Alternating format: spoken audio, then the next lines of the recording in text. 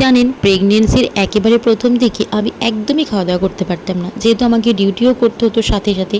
তো প্রচণ্ড রকমের ভমিটিং হতো। যেগুলো ভালোবাসতাম সেগুলো একটাও খেতে ইচ্ছা করতো না, আর যেগুলো জীবনে কোনোদিনও খাইনি সেগুলোই আমার খেতে ইচ্ছা করতো।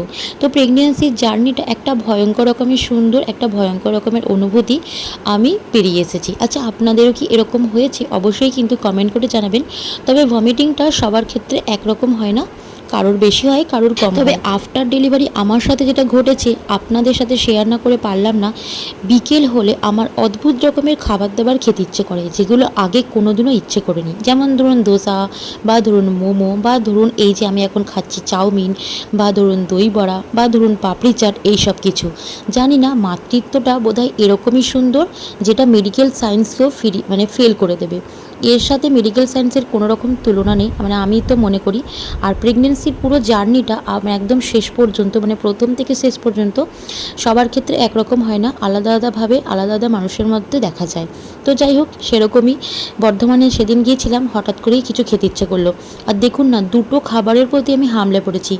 আলাদা কিছু অর্ডার করেছিলাম, চাউমিনটা কিন্তু সুমন অর্ডার করেছিল, আর আমি করেছিলাম পাপড়ি চাট। কিন্তু দুটোতেই আমি ভাগ বসিয়েছি, আর কীরকমভাবে খাচ্ছি দেখুন না।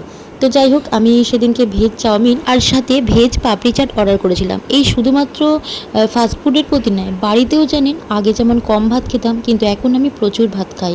সব সময় আমার বাড়িতে কিছু না কিছু খেতে ইচ্ছে করে। এই ধরুন খেলাম, আবার মনে হচ্ছে কিছু না কিছু খাই। যাই হোক, মাতৃত্বটা এরকমই সুন্দর। আমি তো খুব ভালোভাবে জার্নিটা ফিল করছি। আর যাই হোক, বাড়িতে এতদিন মায়ের কাছে ছিলাম, যত্নটা খুবই সুন্দর পেয়েছি।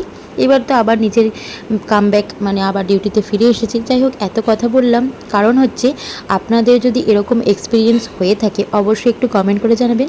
আর আমরা এই খাবারগুলো খেতে গেছিলাম সবটাই বর্ধমানের আশা সুইটস। ওখানে ভেজ সব কিছু খাবার অ্যাভেলেবেল। একবার ট্রাই করে দেখবেন, ভীষণ ভালো লাগবে। সবাইকে বাই।